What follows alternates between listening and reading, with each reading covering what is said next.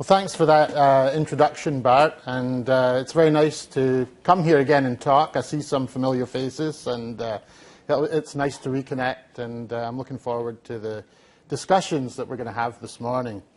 The title of the presentation, Rethinking University, I think is a fairly radical one and lends itself to grand claims, perhaps, and I'm not really going to do that inside this presentation, but I'm going to talk a little bit about the implications of the internet and online learning for what our universities might look like in the future and expand beyond simply teaching to what happens with our research and our relationships with the communities that we serve. Before I do that, I want to go through what we're doing at Waterloo in terms of online learning and the approach that we're taking to it in management sciences. To give, I guess, a micro view of the approach that we're taking. I'm then going to go into the macro side of it and consider this bigger concept of what this all means for university. So this presentation is going to talk about new forms of online learning. One of my key issues, I guess, is that we see a lot of online learning today, and the quality of that, I think, is extremely variable. And I want to talk about the particular approach that I think is important.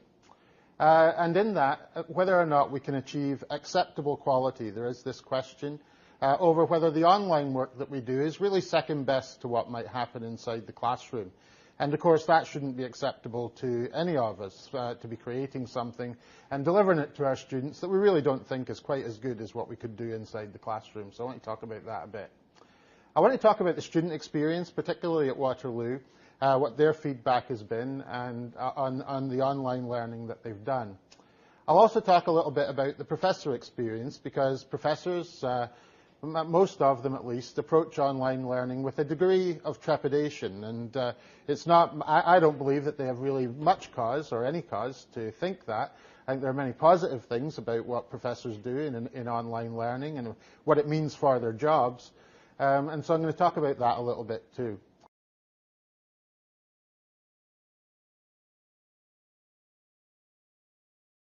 I'm also going to talk about customer service and administration. I think that's absolutely key to what we do with online learning. The administration and customer service that we need to focus on, I think, are very different from what we do in a traditional classroom and absolutely critical to the success of what we do online. A report appeared, I guess about 5 years ago now, that was chaired by the current president of Waterloo, David Johnston. And it talked about the work that universities had been doing to go online and the extent to which they had neglected this aspect of customer service and administration, and the need to invest in it properly if you're going to be successful at it. So I'll talk a little bit about some of the things we've done there. And then finally, I'm going to talk about some ideas for what the new university might be. And the concept here really is, if we can successfully at least do as well as what we do in the classroom online, if not, I would suggest better, then what does that mean for a university? What's going to happen to all these classrooms? What does it mean for the research that gets done inside the university?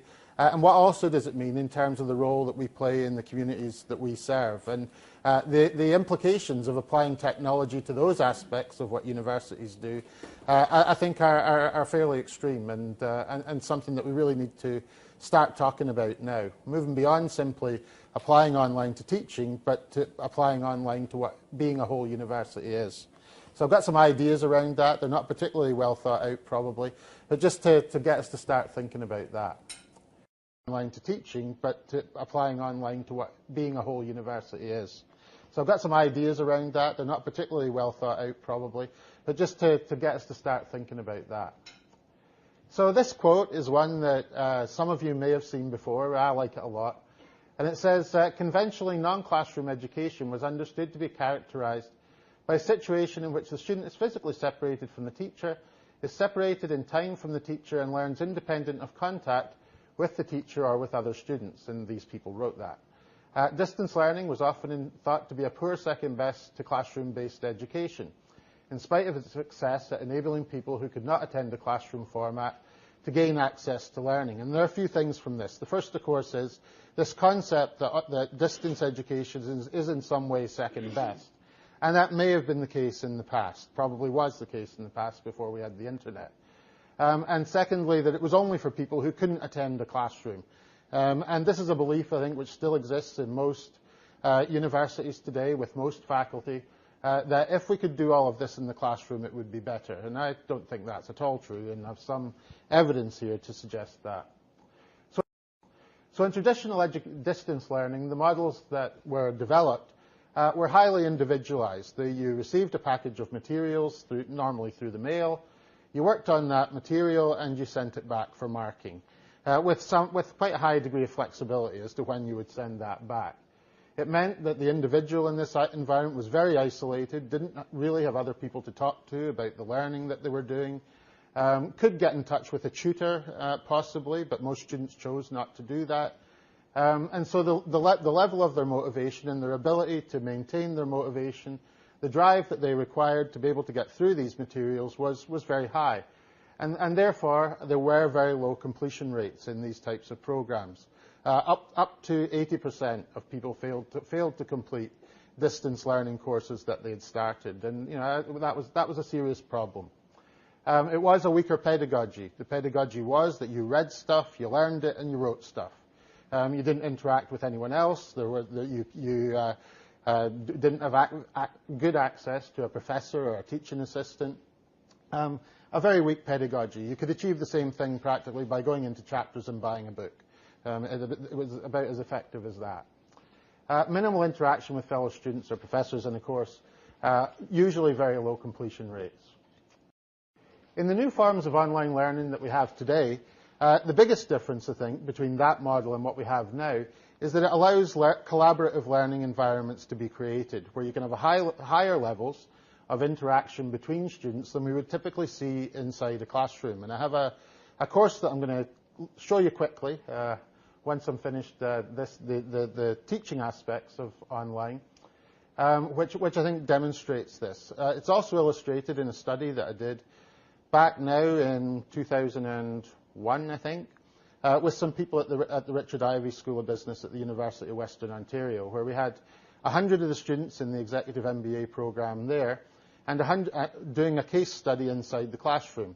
We had the same case study done amongst the students in the MBA at Athabasca University who were working in a collaborative online environment. And what we found from that was that the Athabasca students reported higher levels of interaction and higher level of contribution to their learning from that interaction than the people did in the classroom at Ivey. We studied the interaction that happened. We videoed the classroom, and we were able to read what the people were doing online in the Athabasca program. And what it showed was that the discussion was more persistent. It was more broad-based. More people participated. Less people were intimidated. And it was harder for people to dominate the discussion that took place online. The title of the paper that we wrote about that was called Time for Reflection. And I think what that showed was that asynchronous online communication is something that we really hadn't had in the past. We might have had a wall that we could put post-it notes on or something like that, but really we didn't have anything that was really asynchronous communication. Writing a letter, I guess, would be asynchronous, but group-based asynchronous we didn't have. And so to study that and to understand the impact that has on people's learning was important. And the study was done by me and two people from Richard Ivey School, and we agreed on the results from that study. So what we identified was that particularly asynchronous communication, was very important for learning and could be very valuable in learning.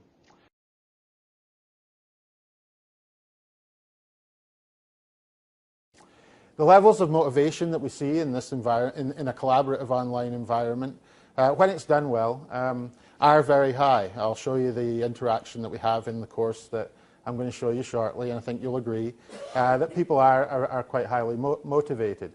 The pedagogy is also solid.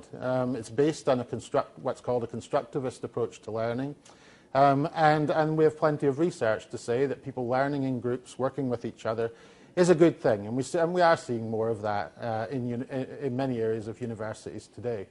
So that basic, originally classroom approach of having people work in groups is very solid, and we have plenty of research to support that.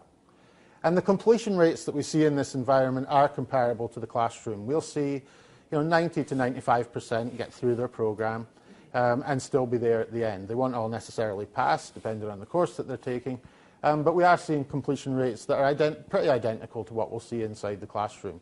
And that's because we're creating an environment where people are part of a group as they are inside a classroom when they go to it physically. They have the same interactions and the same peer support that they would have there. This chart is not completely clear probably, but what it's intended to do is to chart the difference between the different levels of and types of innovative use of technology in online learning. And so people being in what we have along the vertical axis is the place that the learning is being undertaken, and along the bottom we have the time. So if it's at the same time in the same place, we have a lecture. If it's in different places, people are in different places, and they're communicating at different times, we have asynchronous. And this basically, it's not a particularly complex concept. It's one of these charts that people like to show you, but it's not saying anything especially complicated.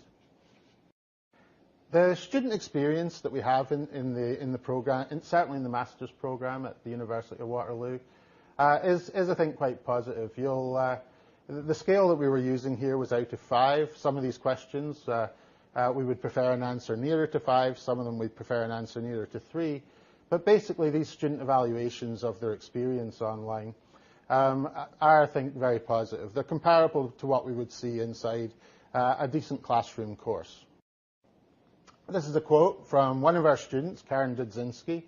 She finished her master's about a year ago now, and she said that it allowed her to get a highly respected management master's degree, and of course we bolded that because we're trying to attract people to the program with this testimonial. But what we're really looking at here is that while she continued her full-time job and being mother to a young family, she was able to work intensively online with fellow professionals in organizations internationally. And she couldn't have done that inside a classroom program. And that, to some degree, I guess, is playing to the notion that online learning is for people who can't attend a classroom. But at the same time, what it does say is that it means we're able to open up education to people who couldn't attend a classroom. But what we're aiming to do, of course, is to do what we do better than what would happen in a classroom. This is the environment that we use for the Masters in Management Sciences in the Management of Technology, the degree with the long title. This application is called Microsoft Office Groove. It's part of the enterprise editions of Office 2007.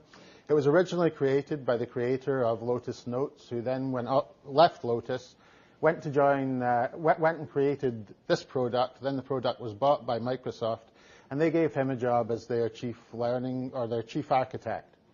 His name's Ray Ozzie.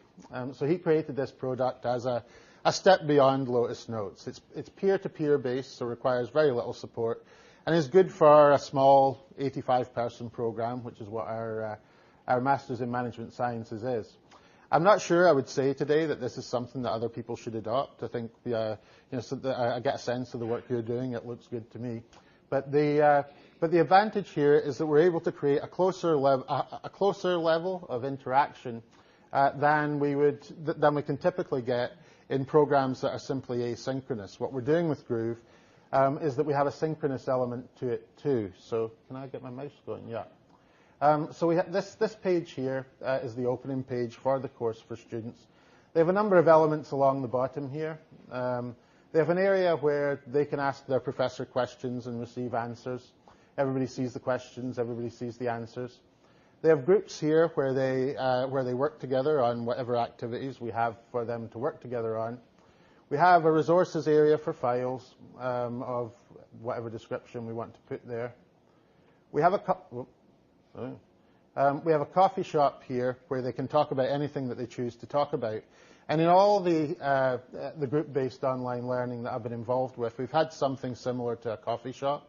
We see it as being important because it allows students to talk about anything they want. It's not graded, and at one point we considered that we would tell them that the professors weren't allowed to go in there. And the only reason we didn't do that was that we felt that they probably wouldn't believe that anyway. They wouldn't feel any higher level of intimacy or privateness than if we told them that. So we told them they would go in, and and that hasn't really inhibited it much. And they'll tell jokes in there. They'll arrange study groups. They'll do all sorts of things. The last tab at the bottom here is Breeze, which is now called Adobe Connect, and we use that for the delivery of our lectures. So a course typically inside this environment has a lecture delivered via Adobe Connect. We record the lecture while it's being delivered live. The students can attend it live and ask questions if they're able to get there. But if they're able to sign into it, they might be working or whatever. But then they can watch it afterwards and watch it any time that they want, and understand that this is part of the video that's being done today is in this format where you'll have your lectures videoed. This course is in International Project Management and Development, and it's part of a relationship that we've established with an organization called Net Hope, which brings together the IT parts of the world's major aid organizations. It includes the Red Cross, Save the Children, World Vision, and lots of organizations like that. And the students work on a live project, a live IT-related project to help those organizations. They work on it for the term, and they also learn about project management at the same time. So the professor's job is both to facilitate their project work and to teach them through lectures and course materials about project management. For that course, only the students who are in that course can see it. But we also have a forum area where that all of the students are part of, and it's where we make announcements about the whole program. And we also, still getting this mouse to work, and there's some bumps on this thing. There's also an area for us to make announcements, for them to ask us questions. There's a student network with all of their profiles, all of the students who choose to put their profiles in, and that's about 85% of them. So they can see who they're working with when they're doing group work. That's important links, that when you see the full title. We have links there to the library, course registration, and things like that. There are career posts here, so if someone needs a job, they can put a note there saying, I need a job and this is what I do. Or if they have jobs inside their company that they're recruiting for, they can post them there too. And the average age of our students in this program is about 35, so these sorts of things are valuable. I guess they always are. Another coffee shop for the whole program. Typically they'll sell books, or will often be sold in the coffee shop for the whole program. And a calendar, which gives them key dates, start and begin the term, start and end the term, exams, and that type of thing. This is just a picture of our integration of Adobe Connect with Groove. And this is Adobe Connect here. That's me. That's a PowerPoint slide. Okay, so the experience of the professor inside this environment tends to be very positive. It's similar to the classroom. They're recording their lectures, and they're responding to student questions, and they're doing some facilitation of the student activity. The big difference is that they don't physically need to be in any space at all. So I have one professor in Australia, another one in Calgary, and various other places who teach inside this program. And that flexibility is something which tends to appeal to professors. Their fear generally is that they will be inundated by questions. But that's why we have the Ask the Professor area, because that allows them to answer questions once rather than 200 times or whatever it might be. So they do the lecture creation and delivery. They regularly monitor and facilitate. They work in Ask the Professor, and they grade participation. For us, the grading of participation is absolutely essential. We don't think, and we generally don't get, a decent level of group interaction if we don't grade the work that's done there.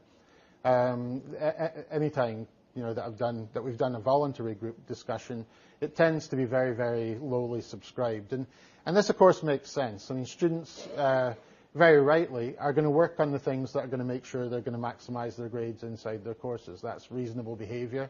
It has a direct impact on their career, the marks that they're going to get from their degrees. So it makes sense that they focus on the things that we grade, and so we grade participation. The professor can also view the student activity, and when we're looking for professors to teach in this environment, particularly what we're looking for are professors who like to teach, who genuinely get a pleasure out of, I see you're laughing, as if any professor wouldn't like to teach a course. But generally what we're looking at for are people who like to see people learn. And because this type of environment is a wonderful one for watching people learn. You see people taking part in the discussions, using the things that have been introduced in the lectures and other course materials, and you can actually see them learn, much more so than you can inside a classroom. Even if you adopt a predominantly group-based approach in the classroom, your ability to watch what's happening in every single one of those, goodness knows how many groups, is very hard. You can walk around the rooms, you can poke your head in, and that's about it. So you can actually see what's going on. So the time spent by the professor tends to be around about the same amount of time as they would spend inside a classroom, but it's different what they do. So customer service and administration, what we've realized, I'll just get this water, is that the contact points that we have with the students are very important. Most of their contact with us will be online. But when they need to contact us to have something administratively sorted out, or when they appear for an exam and we're present there to supervise that, we want to ensure that the impression they get of what we do is as positive as it possibly can be. It's also possible for those contact points to cause us a lot of problems. In the classroom environment, if we don't respond to an email that the student sends us, then they can walk into our office. They can sit outside it, know when our office hours are, know when the administrative people are going to be working, and they have ways beyond email. Whereas in this environment they don't, and so for us to respond is much more important than it is with the classroom. The second area here is the need for an operational focus to what we do. We're dealing with a lot more technology. And there's the potential for the operations that we have around that to be more complex. And so to focus on simplifying those operations is extremely important. And so that's what we've done at Waterloo. You'll find on our website, if you choose to go there, that we've developed standard operating procedures for all of our major administrative processes. And we share those with our students and prospective students. The reason we do that is it so the expectations around the service that people are going to receive are clear, and they know when it's appropriate to complain, hopefully not too often, and they know the timelines that we work to, they know the things that we have to do in order to service them. And that's really been quite helpful to us in terms of reducing confusion around about the administration that gets done. I sent you my examination registration yesterday. Why have I not had a receipt for that? Well, they can look in here and they'll know when they're supposed to get feedback.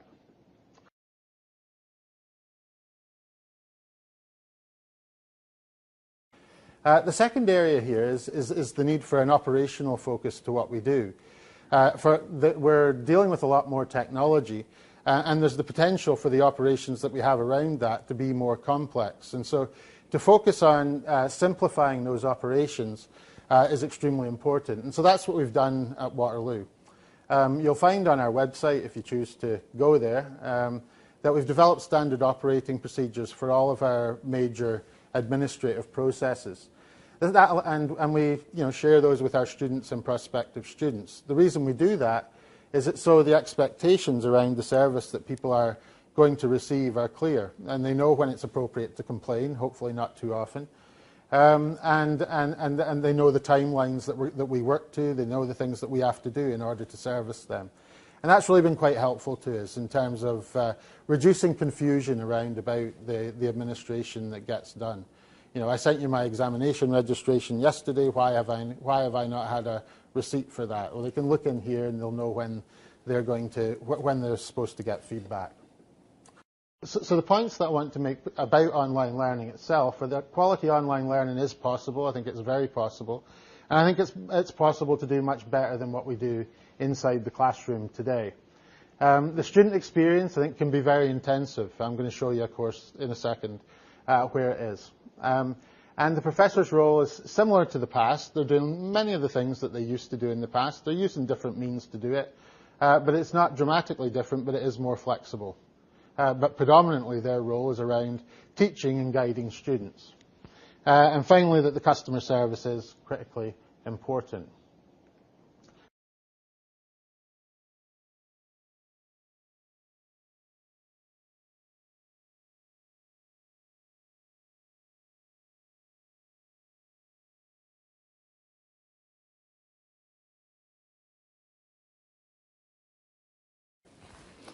Okay, so I'll quickly take you through the way this course works, but I want to focus particularly on the communication aspect that we have here. This is the course itself. It's four 4-week modules. This is Module 1. We're in week 4 of Module 1 at the moment. And, of course, the first week is an introduction to both the learning environment and the course itself. And we have a number of elements to that. Each week is made up. It has a similar structure. We have video of experts from the IT field, the CIOs of Toyota Canada, CIBC Mellon, and Ellis Dunn, a big construction company that built the Rogers Centre. We also have the lecture, which is recorded. I can go into detail in any of these bits if you want, but I'm really going to go over them. These parts are pretty simple. They can download an MP3 for their iPod. And they can get a PDF for the slides too. This picture I absolutely hate, but you can see that I really don't look like that. They have a live seminar each week where that we do in Adobe Connect. It's at 7 o'clock on a Thursday evening for an hour, where we have a discussion about the course materials. It's been very well attended. There are 16 people taking this course. And we have regularly about 14 of them attending that seminar, which I'm quite pleased about. The program itself is intended to lead them towards their project management professional designation, to allow them to be a professional project manager, but also to include the human and organizational side of projects. It's based on a philosophy that simply learning project management processes isn't enough to successfully manage projects effectively, but that people also need to know about how organizations work and about the people side of how projects work. So it's, as far as we know, it's a unique program in that respect. And then they have their discussion forum. So we're going to go from here. And all they had to do in this week was to introduce themselves to their peers. So we're going to look at another week for the discussion. But you'll see a similarity to what we had inside Groove, because we have the Ask the Professor area, once again. I have the students' permission to show you these materials, which of course is important. And we also have a coffee shop where they talk about whatever they want to talk about. So the coffee shop at the moment, they've started to talk about organizing an end-of-course celebration. And where's the first entry on this? I'm just looking. All in favour of Toronto Post, yes. Let's see. Nope, they're just talking about... That's not the first one. Anyway, sorry, I came out of there by mistake. So they're talking about lots of different things in here. And but someone's producing PowerPoint flashcards, and these are extreme, the amount of effort that that is being put into them. I'll see if I can... I think there are 30 in this week's one. And definitions, these are basically all things that are important for them. Oh, here, this was their first one, I think. So they're planning their celebration. Good luck with that. They're, hopefully enough of them will pass for that to be worthwhile.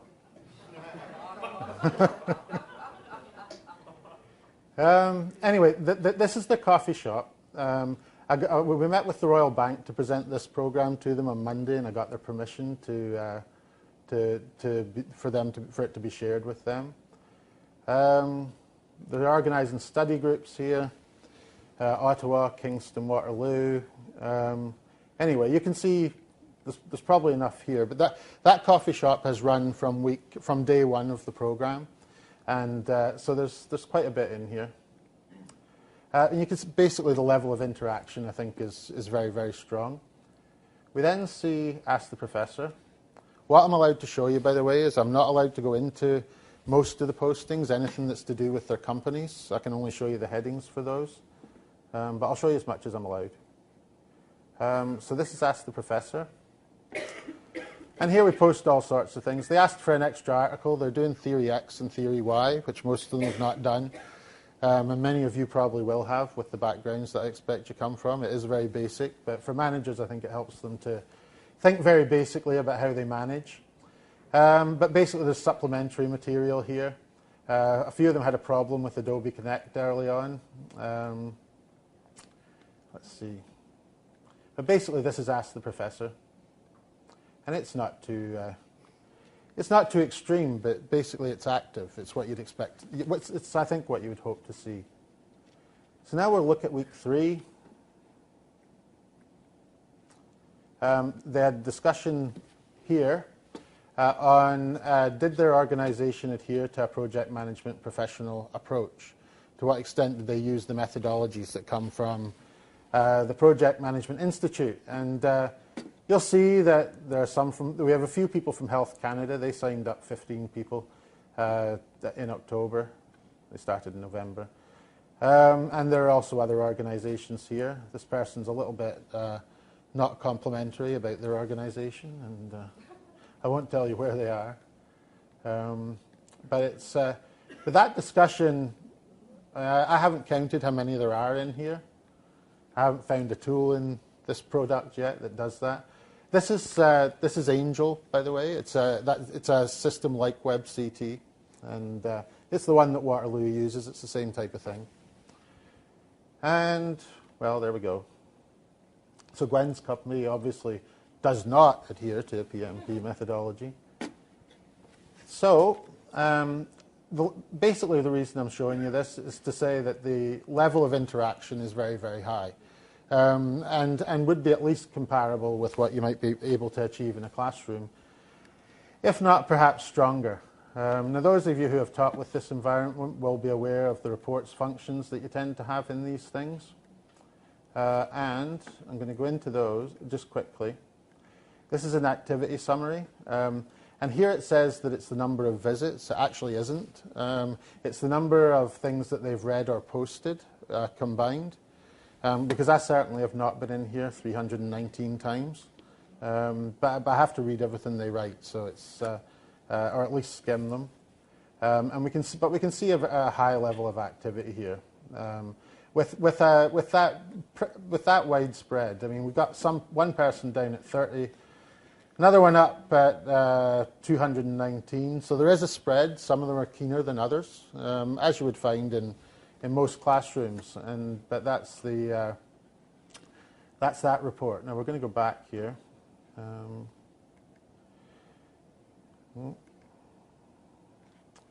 we also have their grade books.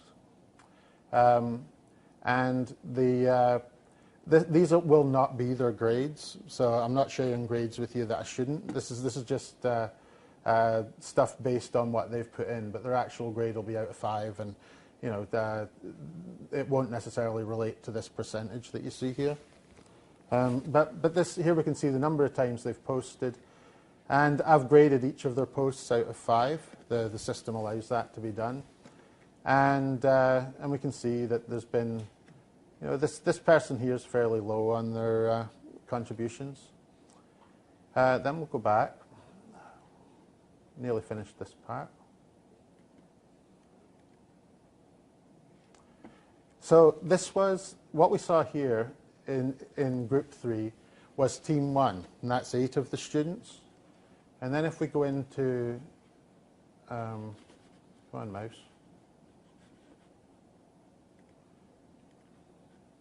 And then we can go into, sorry, this mouse has been a bit sticky. Team 2 are another area similar to the one that we've just seen. So it's just, the purpose of this is the evidence of the high level of interaction. So considering a university in the internet age, we've applied technology so far to a lot to teaching and a lot to administration. To some degree, to research that we do inside the university, though usually in a fairly disparate sort of way. It'll be individual researchers experimenting and doing their own thing. But the concept of what a good university is, I think, can be summarized with this graphic. I've used it a few times before, and I haven't heard many objections to it, but basically what is argued here is that a good university combines these things. Most of us in working quality universities would argue that a university that just delivers courses and doesn't do research isn't going to be as good a university to get your degree from than if you do one which has courses in research.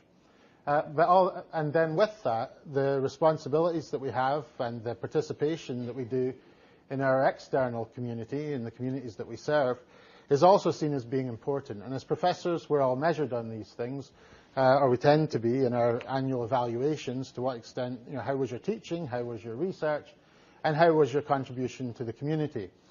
And so a good university should combine these things. And one of the reasons that I developed this graphic is that we are seeing today the growth of online universities that do virtually no research at all. I've been asked to look at some universities that wanted to locate in Canada from outside the country particularly, both in the Maritimes and in Ontario, where they wanted to set up here and offer courses without doing any research. And I've always been critical of institutions that try to do that. I think research is important, not just because it means that we're developing new knowledge, but also, and that's a responsibility that we have, but also because that atmosphere of scientific inquiry is something that most professors, I think, would believe was important to the culture and environment that students are going to undertake their degrees in.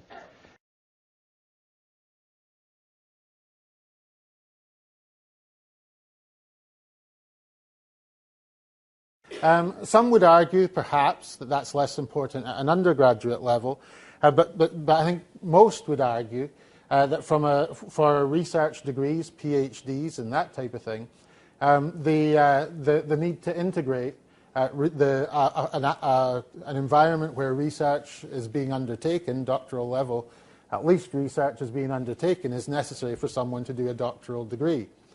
Having said that, what we're seeing now offered in the online education market are PhDs that are offered from places that do no research whatsoever. Capella is an example. It's a fairly famous one.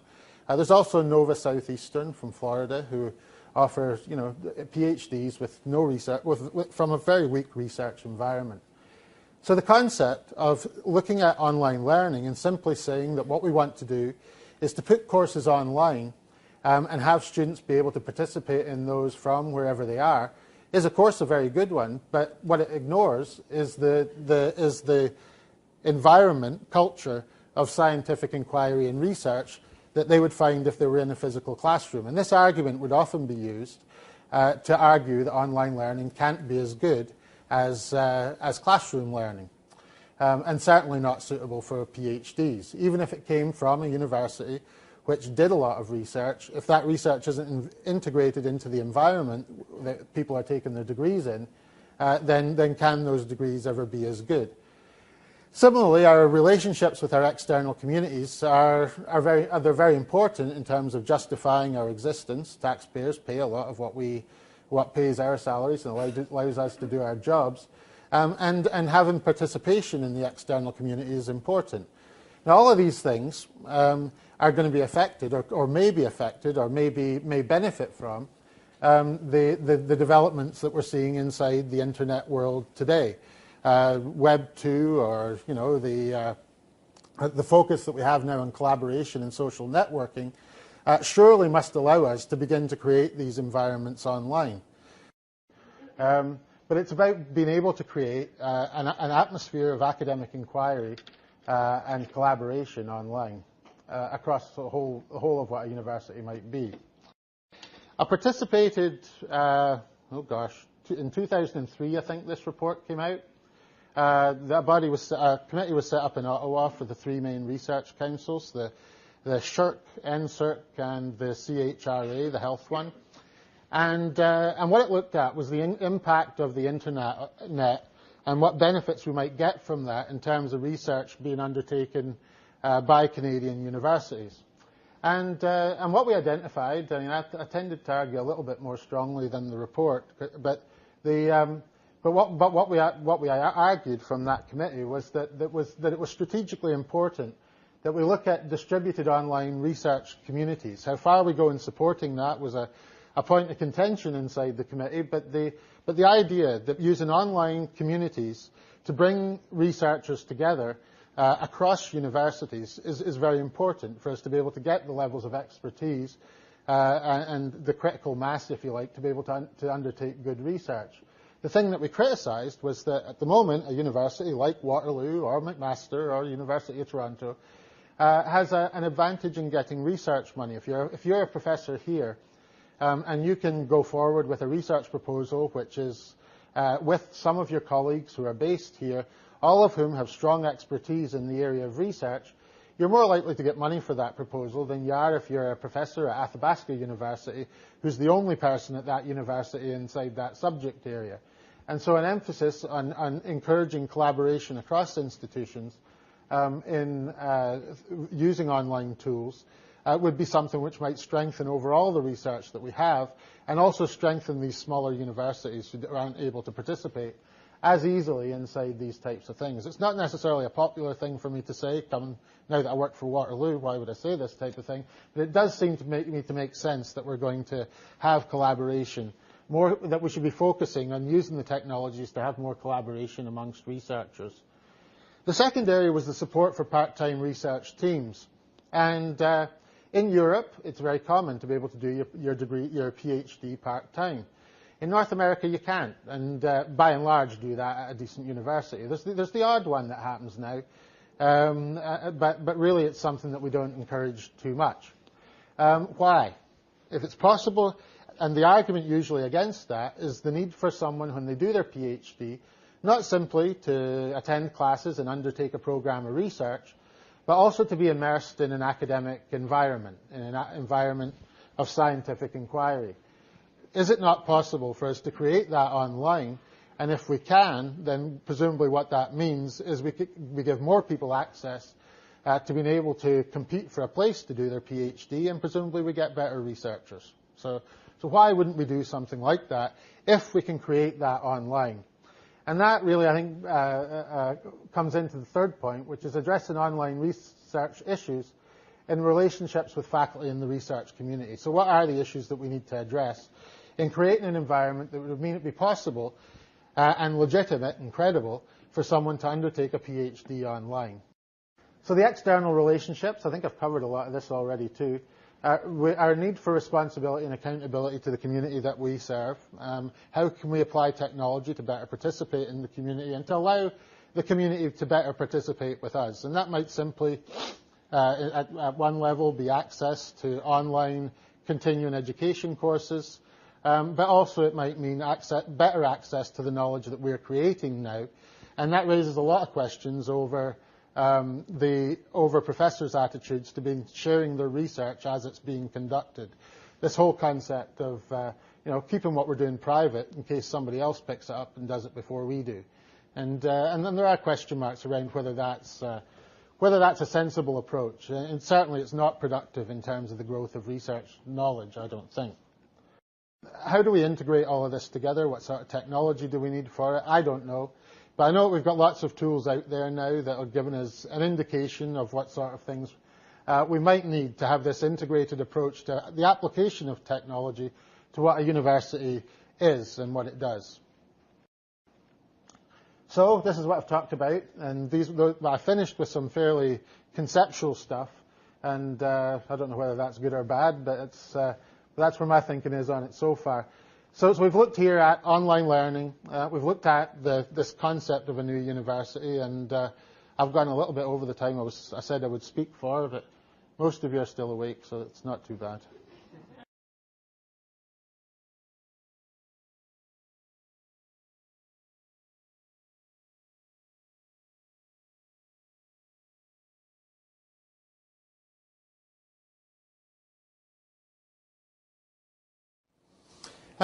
Standards.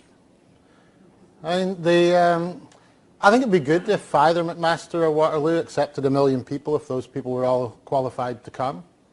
Why not? That would be good. We'd be educating a lot of people. Our knowledge economy would benefit tremendously, and why wouldn't you just accept them? But the other thing is, I mean, standards in terms of entry requirements, but also standards in terms of how the course is, of the standard of the course, and the impact that has with having a lot of people participate inside it. I mean, one of the standards that we have in both of the programs that I've shown you today is that our groups will be of 8 to 10 people, and that typically we're not sure about the limit that a professor can look after now.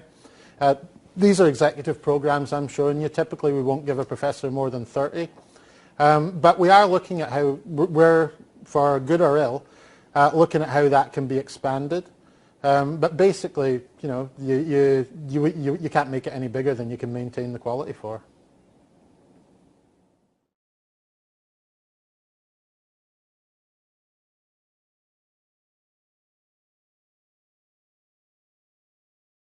In the project leadership program that I showed, which you might not have seen, you saw that one. Okay, everybody's in Ontario for that one. So far, it's just started, and we expect that will change. We see hopefully it becoming global.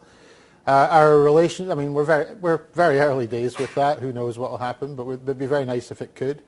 Our relationship with IT World is around is a marketing relationship as well as other things. And they're part of an international publishing group that's in about 140 countries. So, you know, we're hoping that we might be able to leverage that into expanding this program.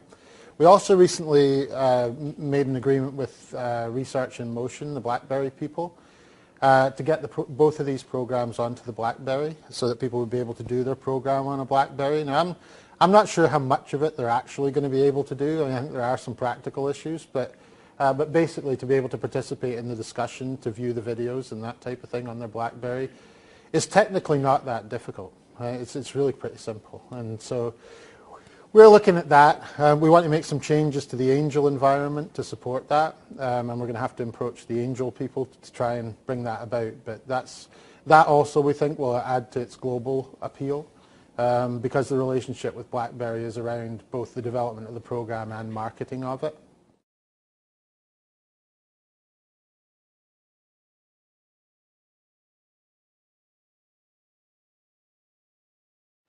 Yeah, there's participation from other parts of the world. We have, in the master's program, we have people from Venezuela, South Africa, China, Hong Kong, Japan, Ireland,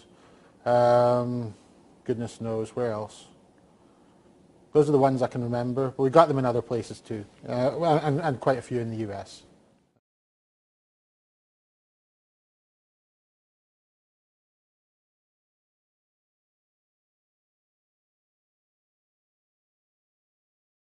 In terms of tuition fees, the master's program is a premium program. It was originally self-funding. We didn't get university funding for it. We got that a couple of years ago. And the fee for it now is $25,000. But I don't see why the fee should be any different than what we're able to do inside the classroom. So if we're delivering an executive MBA, I don't see why that can't charge $75,000, $80,000. It's delivering at least that much value. I'm not planning to develop that. I think the price that we've got for our Masters in the Management of Technology is good, and I like working there. But the fee, I don't think, is dependent on the medium. It's dependent on the quality of what the student gets from it. And I think if we deliver good quality here, we can charge good prices. Similarly, you know, if you don't deliver good stuff, you're not going to get good prices.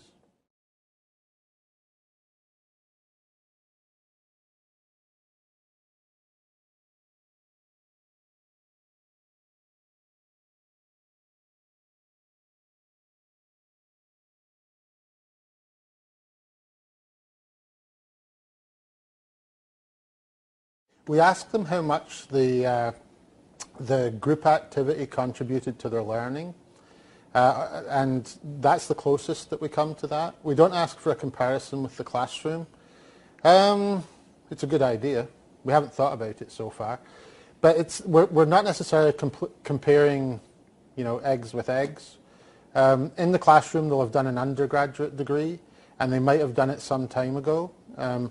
because the typical age in the Masters is 35. So most of them have been away from their degree for quite a while. So I think it'd be worth asking it and, taking the results into account knowing that. But yeah, it'd be worth asking. What I do know is that in the, I hate keeping on talking about Athabasca because I don't work there anymore, but but in the executive MBA there, the AACSB, which is the main accrediting body for, or an international accrediting body for business schools. Your business school degree has it. They do a survey every year of exiting graduates from MBA programs across North America. About 107 schools take part in it, and there are questions related both to the curriculum, how was your accounting course and how was whatever. And there are also questions related to how applied the knowledge was that you gained, or your ability to apply what you had gained. And there's also stuff around teamwork. How effective was the teamwork inside your program, and there's that type of thing. Whether you would recommend the program to others, how good the friendships were that you made, all sorts of stuff that MBA people would want to know. In that survey, Athabasca's MBA came first, second, first in the 5 years up to 2003. We weren't allowed to use that broadly for marketing. We were dying to, but it was a benchmark study, and there was a specific condition that they'd kick you out if you shared this knowledge with anyone else. And that's. But I could certainly show you the evidence of it, and so we knew that it was high.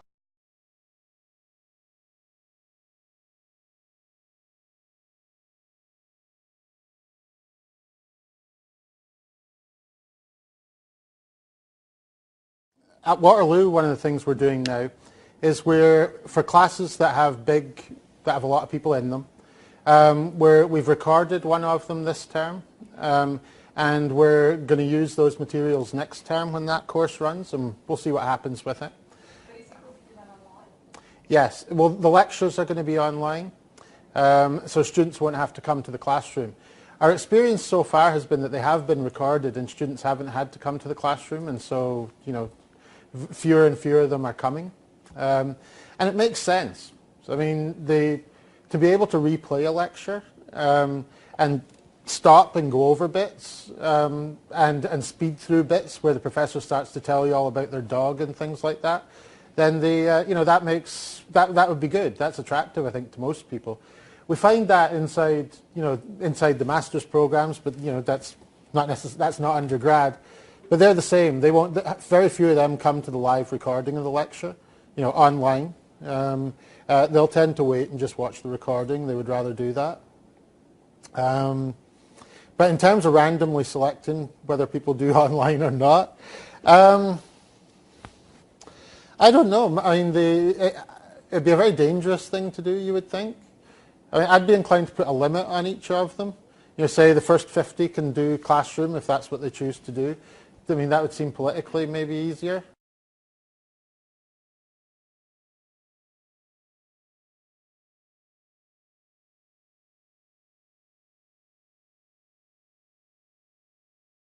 But this course we have here is for undergrads. I haven't shown you this one because it doesn't have a lot of communication in it, and I'm not that, I'd rather have been able to have put more communication in it, but it had to fit a format that we already had.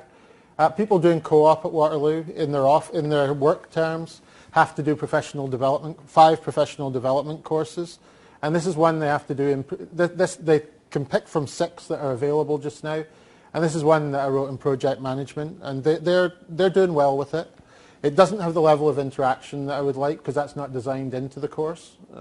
It's designed to be done individually, but it's but the students seem very pleased with it. The feedback we're getting on it's decent. The transition I don't think is difficult for them given the technology that they're using today.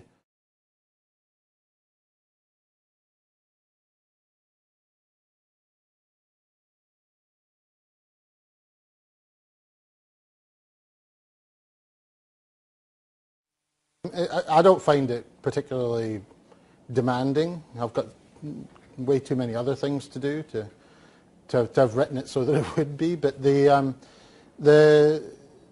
the estimate would be that they don't need much more than about 10 hours a week to teach that. I mean, basically all they're doing, the people who, when someone comes along after me and teaches that course with those materials, they've got the lectures there, they've got all the panel discussions and everything else there. All the collaborative activities are designed, so they simply need to go in and facilitate that activity. Look out for anybody at the beginning particularly who's not participating and say, you will, well, first of all, are you having any problems? I haven't seen you in the course, And then, increase, what's the word? Accelerating that if they need to. But it's not I don't find it to be a hard thing to do. I've done it for a while, and so what you might say is that that people need to be trained in it. They won't necessarily take naturally to it.